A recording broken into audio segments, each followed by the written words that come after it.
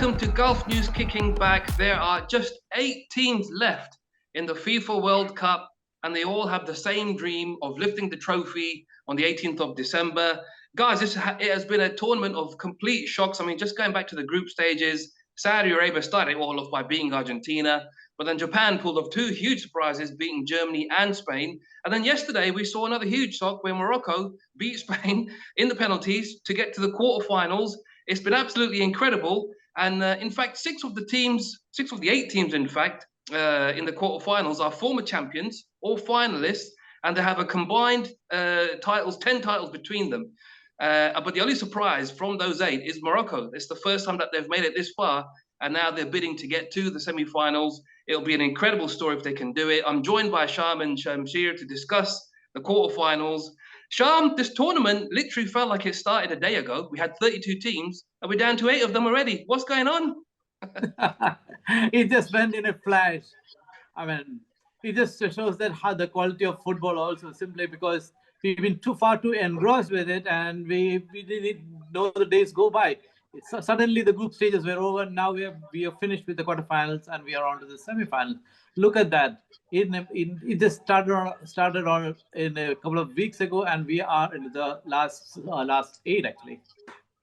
Shamsir, they say time flies when you're having fun. That's certainly true with this World Cup. Like we've just said, we had 32 teams. They're down to 8. This tournament is flying by. What have you made of it so far? Man, one hell of a tournament it has been. We had our doubts about this tournament, especially because it was mid-season. We don't know how it was going to pan out, but it has been good. It has been so far, pretty surprises and everything, and it has been incredible. It has been a really good spectacle as well. Like what you said, the shocks, the surprises, even when you look into the final 8, you can see 6 of them. People might have predicted them to be over there. Like even 7 of them, people had actually already predicted. So even with all the surprises, only one major surprise is left in the final 8. That is Morocco. Apart from that, people actually expected these teams to be there. Yeah, obviously Germany, Spain, Belgium, people might have expected them to be there. But yeah, eventually the best of the 8 is there, and it's going to be fascinating, the quarterfinals.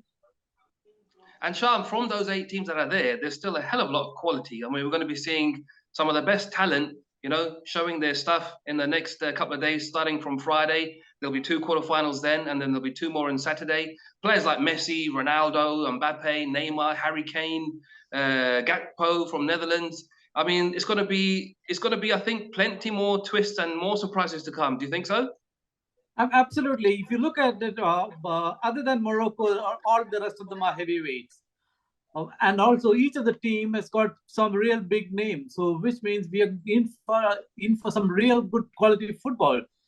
And even Morocco, for that matter, from what we have seen so far, I think they would give the fancy teams a run for the money. They are meeting Portugal, and Portugal has not been so great, but in the last match against Switzerland, they show that they can really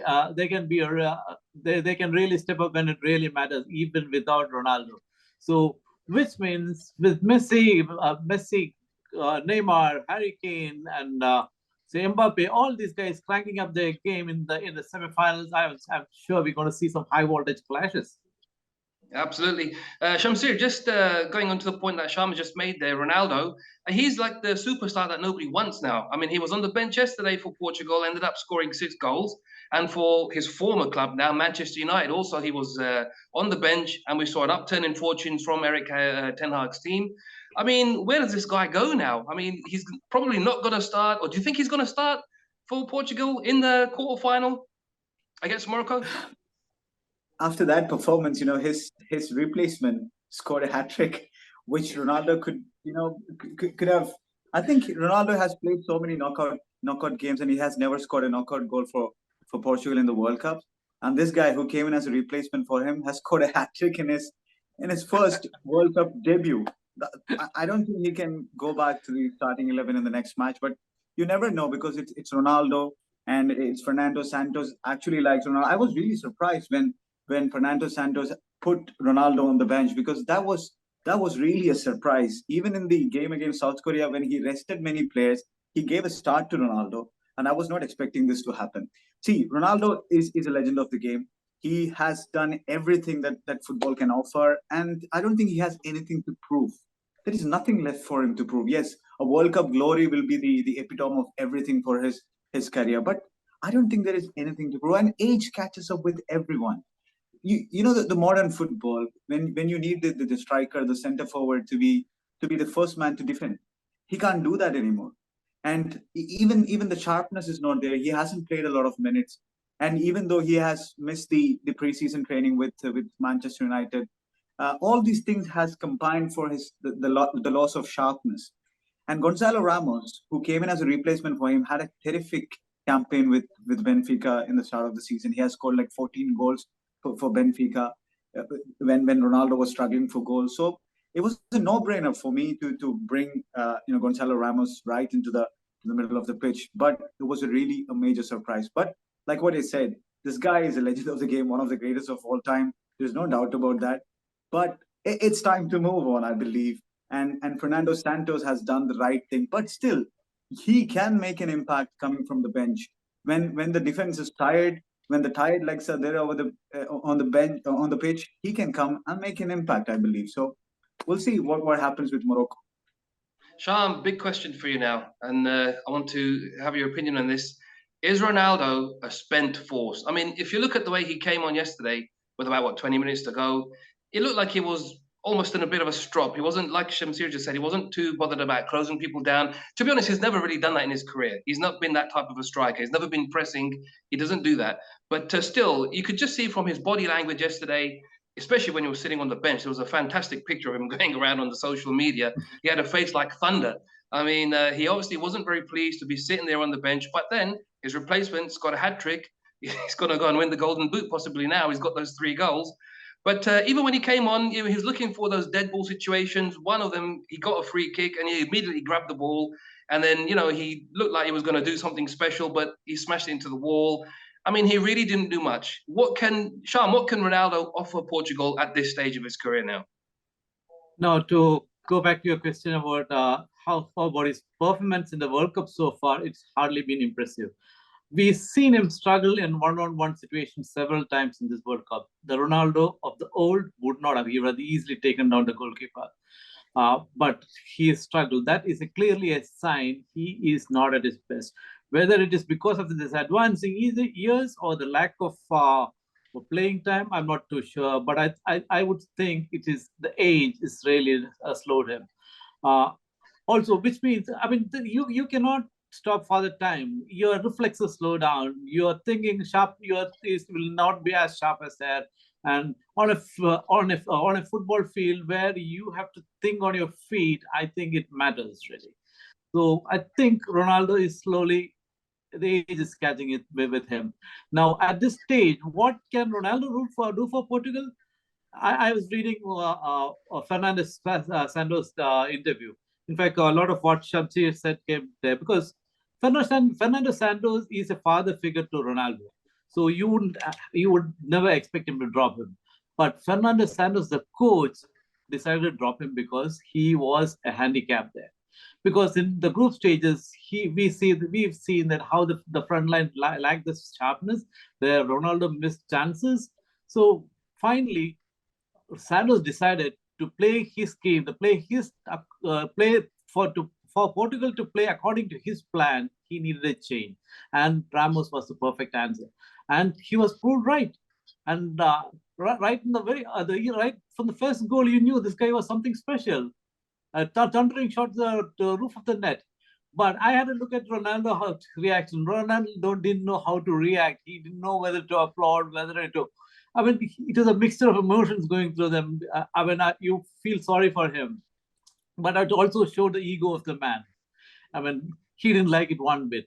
And I think part of the reason why he was benched also is Santos showing him his place, because when he was substituted the previous match, he made a big fuss of it. He didn't take it easily. When he hated to be sub. So this is again Santos showing that I call the shots. Now, another from the tactical point, I think this could also be help. It will also help Portugal. If you look at it, these are knockout games. Actually, this guy Ronaldo coming late could help Portugal simply because if the goal, if the game slips into extra time and tiebreakers, Ronaldo could be an asset. And we know in a dead ball situation, Ronaldo is still a threat. And penalties, he's one of the best around. So I think that game plan could work to Portugal's advantage. Yeah, that's a good point. I mean, we're talking about Ronaldo's age, he's 37.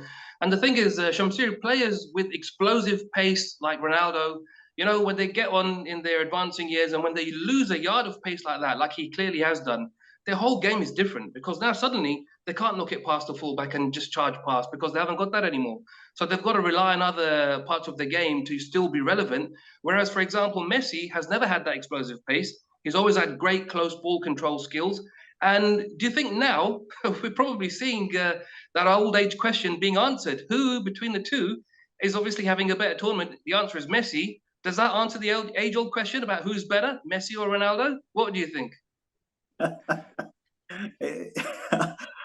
See, I'm a Messi guy, so I'm gonna say it's Messi definitely. But you can see from the see.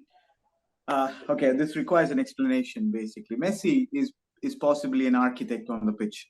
Ronaldo has always been a goal scorer. Yes, he used to have explosive pace and he was dribbling from the wing and he was making a lot of goals from there. But then he has moved to be a striker, made himself as a box player, basically, like a poacher kind of a player. And he was scoring tons of goals with the service provided. But Messi, he can create himself, he can play make himself, he can score himself. So that shows the difference of the class of the guys, you know, and two different type of players, to be honest. One is a proper striker now, the other one is an architect on the pitch. So I don't think you can really compare both. But the way that Messi is making an impact in Argentina, even at this age, he's only 35. Ronaldo is 37 and a half, going to be 38. So that the age difference is still there because we don't know what Messi is going to do at the age of Ronaldo now. Ronaldo is there in the Portugal side. Maybe Messi might have already retired. So we can't really make a comparison. But at this age, even at 35, Messi is the talisman of Argentinian side. Whereas at the age of 37, Portugal, when you look at that Portugal side, Ronaldo, without Ronaldo, they're playing better. And with Ronaldo, they are struggling. So that could answer my question, to be honest. And Messi is still the talisman for Argentina. Ronaldo is not. You know, I've got to counter that and say, I think Ronaldo, I think this is Messi and this is Ronaldo. The reason why I say that is, Shamsir, because look, Ronaldo has tested himself, you know, in several different leagues across Europe. You know, he's not just a left-footed player like Messi. He can play with left and right. And he's got the advantage of being tremendous in the air. He's still so good. The way he hangs up there, climbs up and beats, you know, 6'5" defenders for the ball with his head. I mean, he's proven they're both great. I mean, it's very hard to choose between them. But I would just slightly put Ronaldo slightly ahead of Messi purely because in his career, he's played in Italy, he's played in Spain, he's played in England. He's done everything. You know, there's only a couple of leagues where he hasn't tested himself. Germany, it would be great if he had gone to Bayern Munich, but it looks like that's not going to happen. They're both superb players, and Sham, they've probably still both got enough in their tank to deliver, you know, a flash of brilliance, which could be enough to change the game. I mean, they're both certainly not spent forces. They're certainly not as good as they used to be. But I think with the sheer quality that they both possess, in any given moment, like you mentioned before, in a dead ball situation, particularly, I mean, you'd look to Messi or Ronaldo to put that ball down and just arrow it into the top corner like they've done so many times in their careers. I'm going to digress a bit here. I'll address what you spoke about a little earlier. That Messi had played only one in La Liga, whereas Ronaldo has proved himself all over the European leagues. Fair point. I mean, that actually is a very what you call a laudable attribute. He's gone all over the place and he's proved himself there. But at the same token, Pele has never played outside Brazil. So will you say that he is not a good? I would never say such a thing. But my all-time favorite player is Diego Maradona. I think he was the best. But no, you're right. Carry on, Sham. Your point was a good one. So I'm just trying to dismantle your argument there. So here, in defense of Messi, I would say Messi was indebted to Barcelona in many ways because as a kid he was brought to La Masia. He had a medical condition, so he owe his allegiance to Barcelona, and he didn't want to snap ties until he was forced to. So I think that is a question of loyalty rather than skill there. I'm pretty sure that Ronaldo, I mean, just like Ronaldo, Messi would have been as successful as him if he had moved to different clubs. Simply because, like Shamsi said, unlike Ronaldo, Messi is a creator and a goal scorer. Whereas this Ronaldo is out and out a poacher. I mean, he is a striker. Now, to come back to your original question of how can they still contribute? Yes, in dead ball situations, both are still deadly. No, make no mistake. There are not too many people who can do that, and they can. I mean, whether it's a free kick or a penalty kick, okay. But one of the penalties of Messi was saved, but again, that is the nature of penalties. But in dead ball situations, both of them are equally good, and I think they will serve both the teams well in such situations. All right, let's start talking about the four quarterfinals, starting with the first one on Friday. It's going to be Croatia against Brazil, Modric against Neymar. You can put it how you like. Shamsir, how do you see this game going? Do you think we've seen anything at all from Croatia to think that Brazil will be a bit worried by them, or do you think Brazil will just cruise like they did against South Korea the other day? See the Croatia Belgium game. We can use that as a reference maybe for that, because Belgium had created a lot of chances against Croatia in that game, and Croatia were defending very deep, and some of the tackles. Lukaku missed a lot of sitters in that game. If one would have gone in, we wouldn't have been talking about Croatia in this situation. So that was like a Lukaku disaster class in that game, and Croatia were like desperate in defending. So Brazil can carve open that Croatian defense, I guess, because you talk about the compactness and all over there, but still the last ditch defending, that is what helped Croatia in that game against Belgium. So Brazil are more creative than Belgium, and the firepower they have. So I think I can see only one result in that game, but Croatia with the Dalic, the manager, they will be trying to be compact and defending. That Josko Guardiola guy, 20-year-old, but he's playing like a 30-year-old. Is a master defender, and he's going to play for some of the big clubs in the near future. And that midfield of Brozovic, Modric, and Kovacic, they have to play their very best. We didn't see Modric in the best in the last game. He was struggling a lot. Even the age is catching up for him, maybe. But that was not the scene with Real Madrid when we were seeing him. He was still playing at the same level, the high quality level. So that midfield and defense has to play their A+ game, not even the A game, to get anything out of that game and to get the game into the quarterfinals, the extra time or to the penalties, because that's how Croatian games are usually in the knockout rounds. I think out of the last 8, 6 of the Croatian games have gone into the extra time. So they might be thinking about that, because stop Brazil from scoring and rely on Perisic, the big game player, to score one goal or the other from a set piece or from a break or something. But Brazil's firepower is too strong, man. I can't see anything other than a Brazil result. Sham, Croatia with a surprise package in Russia 2018 that went all the way to the final.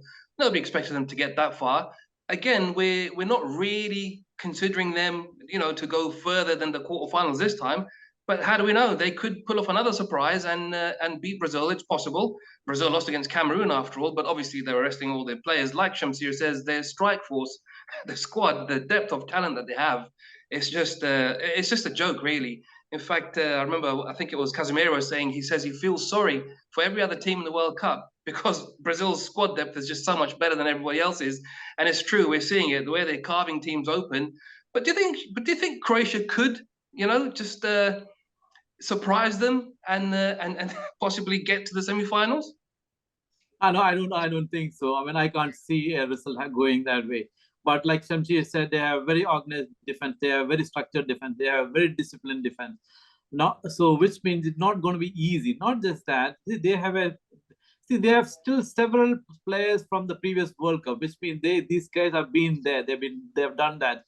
So they have been in crunch situations. They know how to handle those situations. So no, it's not going to be easy for Brazil. But like you said, the sheer firepower. Like if one is not working, they got an option. So not just one option, 2 other options. So which means they would eventually break down Croatia. But it's going to be a battle of attrition out there. Yeah, I think we're all in agreement. Brazil should go through. Croatia have done well to get this far, but it's an aging squad. Modric, like Sir mentioned just now, he's also 37. It's his last World Cup, and it'll be a huge surprise if they beat Brazil to get to the semi-finals. But no, I think we can all safely assume Brazil should get through to the semi. Right, Netherlands against Argentina. Sham. Now we've mentioned Netherlands several times on the program before. We've been saying, that they haven't really come to the party, as it were. We know that there's a lot more to come from this team. They're full of talent. They've got a good coach. They've got Cody Gapco, who's scoring goals for fun for PSV Eindhoven and for the national team. But can they surprise Argentina now? Argentina had a strange start by losing to Saudi Arabia in the group, but then since then they've turned it around. Messi is really coming to the fore. He's obviously leading by example, as you'd expect him to. This is also his last World Cup. He's 35 now. It's going to be a tough game, this one, I think. I can see this one going to extra time and penalties. Absolutely, yes. I was going to say that it's going to be a very tough game to call, simply because for exactly the same reasons you said. Argentina are really buzzing. They are not this Argentina we saw against Saudi Arabia in the first match. No, they have come a long way. They are really, really buzzing. And Messi has gotten the game. Not just Messi, the people around him. Angel Di Maria setting up goals. Then you have Alvarez scoring goals. So you have a complete package now in Argentina. So it's going to be tough for Dutch, but the Dutch also have been improving over the last several games. In fact, in the quarterfinal was their best game with Memphis Depay doing very well. Then you have Dumfries. Dumfries was very, very, very attractive in that game. So they're going to be quite a handful for them. So, like you said, it could quite well go into the penalties. Shamsir, look, I mean, Netherlands have got a very good attack. If you just think about the players that they have, Dumfries, the fullback, marauding fullback, gets forward all the time, scores goals, creates chances. Then they've got, as Sham just mentioned, Memphis Depay down there. They've got Gapco scoring goals. They've got experience there in Daley Blind. I mean, they're a strong team. But as Sham said, so is Argentina. How do you see this one going? Yeah, it's about two defenses, this game, I think. Netherlands have been defending well in this World Cup, and that is not the Netherlands way, but Louis van Gaal likes it to be that way, and he's someone who's a manager with a plan, and he's very confident. Whenever you listen to him, he believes that Netherlands is going to win the World Cup, and he has a plan against Argentina also. See, for Argentina, I think that the first game that they lost against Saudi Arabia was the real kick they actually need. And after that, they just regrouped, and they were a team, like with several unbeaten games, and they were chasing a record. And they got beaten by Saudi Arabia in the first game. And after that, they realized this is the World Cup. You could end up, one game if you lose, just like that, one more time, you're out of the competition. So that team spirit came back, and Lionel Scaloni got his tactics again. He went back to the drawing board and he worked on the tactics, and he brought in the Enzo Fernandez's and on all these players into the side, and that worked well for them. And the defense, they have been playing really well. They're working for each other. They're sweating blood, and those things are gonna make a huge difference in the knockout rounds. You need to defend well. So even Netherlands are going to defend, and Argentina are going to defend. So who's going to score the goal? That is a question. And so a little bit of magic is required. And Memphis Depay can provide that magic on the other side, and the certain Lionel Messi can provide. So I think a moment of magic will decide this game. So it could go to the extra time, but a moment of magic is what I'm waiting for in this game. Wow, I think we're going to be seeing just that tough game, cagey, both defenses on top, and yes, could well be a moment of Messi magic. We'll have to see, right? The other one on Saturday is Morocco, the surprise package against Portugal. Now, Morocco have done so well in that group of theirs. They had Croatia, they had Belgium, and they had Canada. And I don't think anybody thought that Morocco would finish top of that group. They were probably thinking they'd be, third or fourth, and it'll be Croatia and Belgium. But they finished top. And then yesterday they pulled off a huge surprise by taking Spain all the way to penalties and then confidently putting those penalties away. I mean, Sham, the 2 days before that, we talked about this. We saw Japan in a very similar situation against Croatia, take the game, play really well, take it all the way to penalties. But then, unfortunately, in the spot kicks, they just messed up really badly. But on the other hand, yesterday, Morocco looked really confident. They strode up to the penalty spot, put the ball down, and there was absolutely no mistakes. Only one was missed by them. But how do you feel against Portugal, considering that they've just put 6 goals past Switzerland on their way to the quarterfinals? They're a team in form. We've talked about Ronaldo. He's either going to be starting or probably he's going to be on the bench again, because why would you change a winning team? I don't think they'd risk that. But is there a surprise in store? This tournament has been full of surprises. Are we going to see at least one more surprise? And this is the surprise team. Can Morocco do this tomorrow? Sorry, on Saturday. It is entirely possible. Actually, when you asked me yesterday about Morocco's future in this tournament, I said they can quite well make the semis. I still believe they can, but that was before Portugal's win against the 6-goal win against Switzerland. But yesterday, Portugal showed that they can kick up a few more gears and operate on a different plane. So I'm really having second thoughts about my prediction, which I made yesterday. But to be fair to Morocco, they have the momentum with them. They have self-belief in them, and they have a solid defense. So, which means they can stop the Portugal. But again, Portugal has got multiple options. They are a very talented side. I mean, like we just got to see Ramos. Before that, we know about Bruno Fernandes. We know about Joao Felix. We know about Silva, for that matter. So there are lots of players, and in every position they have very good, talented players. So it's not going to be easy like the game against Spain. Spain, I think they overdid the passing game, and of course, then they lacked a proper striker, which is not the case with Portugal. So it's going to be a tricky game, but I mean, I wouldn't call this game in favor of Morocco like I did yesterday, but I think it's going to be a pretty tight game for both sides. Shamsir, look, yesterday, Morocco against Spain, there was 2 totally different styles of football. You had Spain on one hand, thinking that they were playing in the possession World Cup. I think they've got their tournaments wrong, because they were just keen on having the ball and just tippy-tappy around the back and not doing anything with it. More than 1,000 passes. Whereas Morocco, as soon as they got the ball, bang, both flanks. They were going directly for the Spanish defense. And okay, in the 120 minutes, we didn't see a goal, but the more likely team to score looked like Morocco. Now, I've got a funny feeling that on Saturday, Portugal are going to be playing in a similar sort of way. They also like to retain the ball, and they also like the possession. This could suit Morocco very well, who, like Sham has just said, have a very strong defense. It'll be hard for Portugal to break them down, and I can really see an upset there. I can see Ziyech, I can see Hakimi, I can see the attack, Boufal on the other flank. These kind of guys getting on the ball and just bombing at the Spanish fullbacks, getting around the back, and just one good delivery is all it's going to take, because Morocco also have a very good defense. They've only conceded 1 goal in the tournament, and that was an own goal. So, I really do feel, and it's not just because of the Spain game yesterday. We've all been seeing Morocco play throughout the group stage. They've really been impressive. Half the team plays in Europe. They've got players playing for Bayern Munich, players playing for Chelsea, players like West Ham, very good leagues, top teams.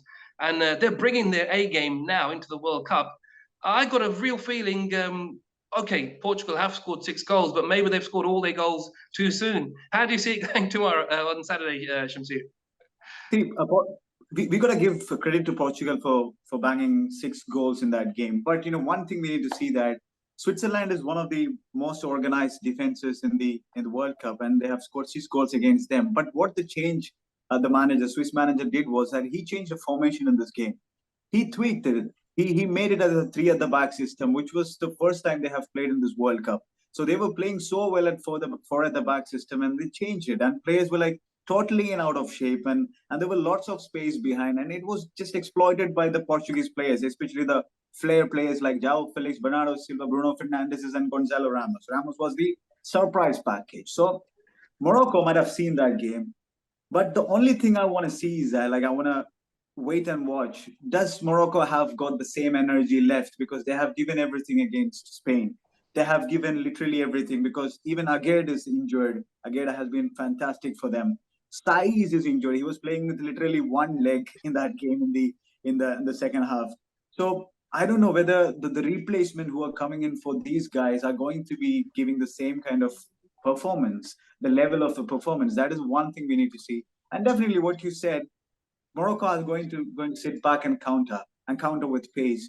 But even Fernando Santos's team, usually they don't like possession either. They are not a possession based team. But now we can see that when the tournament progresses, they like to keep the ball. Otherwise, even them, they don't really like. They just like the vertical passes and a team in transition they are.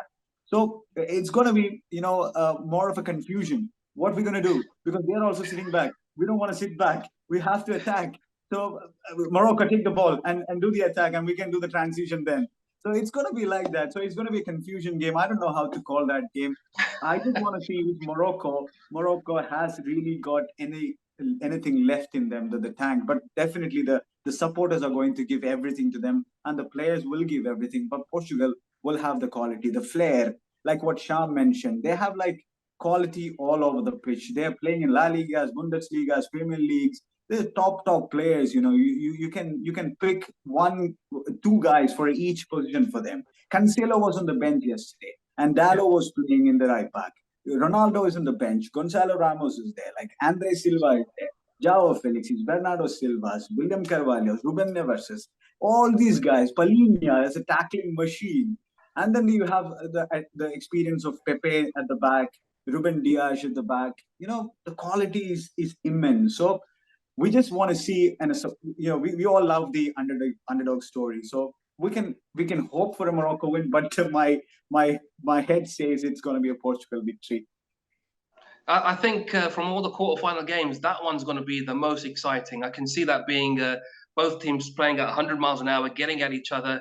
And yeah, you both make very good points. Portugal, obviously, they've made it this far. We know how strong they are. But yeah, a little plucky Morocco. I think they've got one more punch left in them. Let's see what happens. Right, the last quarterfinal is between the reigning champions France against England. Now, I mean, these two teams, if this was the final, I think nobody would have complained. They've both been playing really well. France have been really impressive in this tournament from the very first game when they thrashed Australia by 4-1. Mbappe was immediately in the thick of the action, scored a goal, got 2 assists that day. But at the same time, England's first game, they put 6 past Iran, and then a 0-0 draw against the USA, and then a 3-0 win against Wales, and then another 3-0 win against Senegal.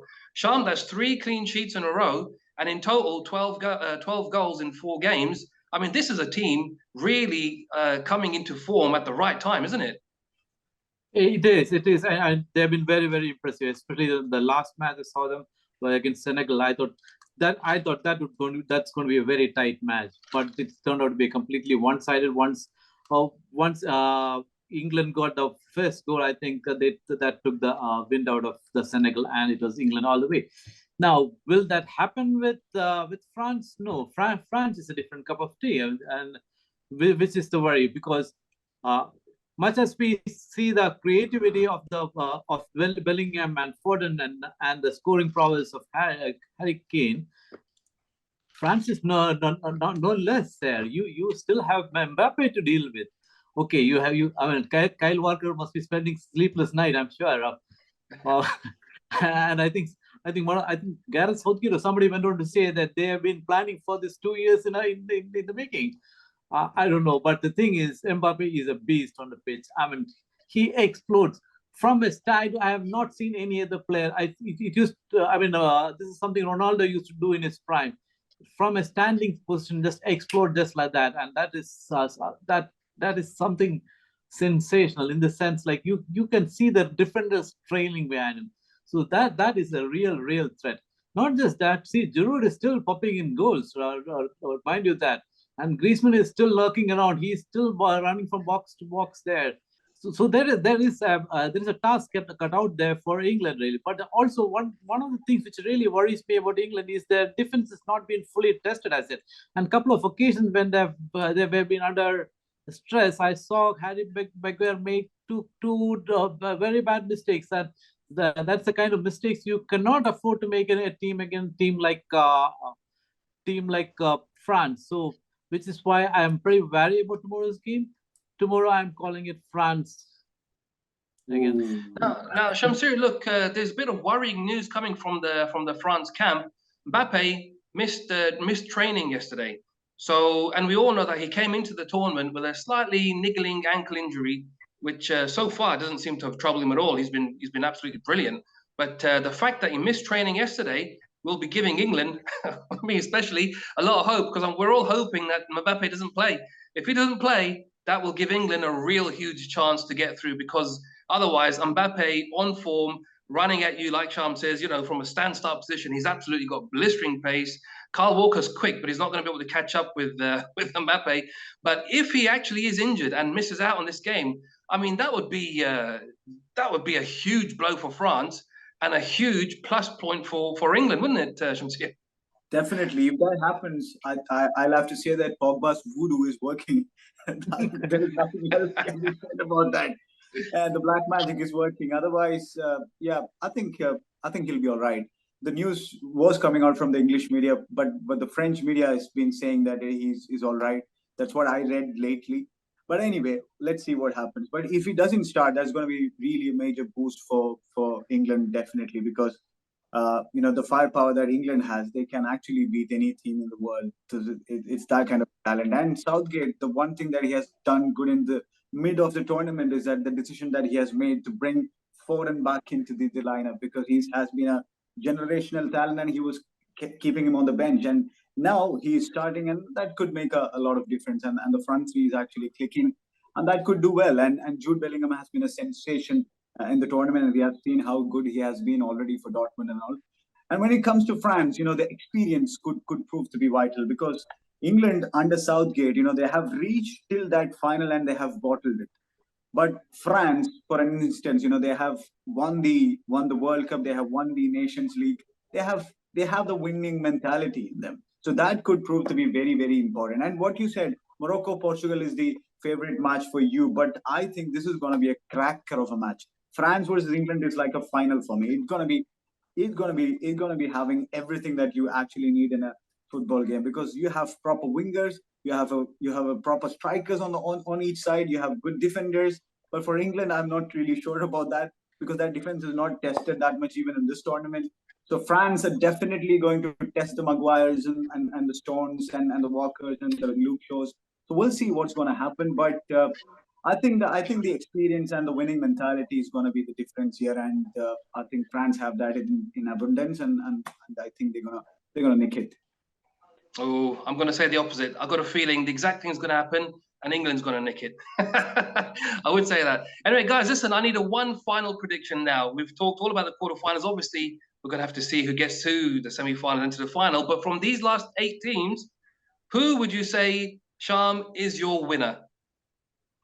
I said at the outset of the tournament that Brazil will win, and I have not changed my mind. I was disappointed in between, because there was a dip in their performance after their first game. Now that with the return of Neymar, they are buzzing again. They are a real threat, and I think they have it in them to win this tournament. Wow, Brazil, good shout. Shami, who about you? For me, on the paper, Brazil are the favorites, and obviously, even Portugal, when you look into the paper, they are the favorites, and the reigning champions, France. But I'm going with Argentina, and I have my reasons for that.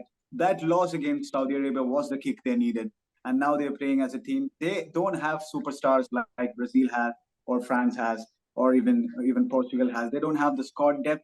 They just have, like few players playing as a team, playing for Messi, playing for Argentina. They actually have a dream, and it's the last dance for Messi, and everybody wants to win it for him, win it for Argentina. So I think they have got that in them, and I think they are going to nick it. It's not going to be in a blistering style or in a fascinating style or anything, but they are just going to get it. That's it. Yeah, good shout. I'm hoping that my boys England, they've been like you just alluded to. I mean, Southgate's got them to the final of the Euros, lost on penalties. Got to the semi-final of the last World Cup, lost against Croatia. They're looking good in this particular World Cup. They're looking quite good. So fingers crossed that they at least get to the final. But at the same time, I'm getting a real soft spot for Morocco. So I've got 2 teams now. So let's see how they all do. That's all from us for tonight. We'll be back again to see how all the quarterfinals go. In the meantime, head to golfnews.com for all the latest news and reviews, and catch us on our social media channels. Thanks, Sham, and thanks, Shamsir, and we shall see you all again next time.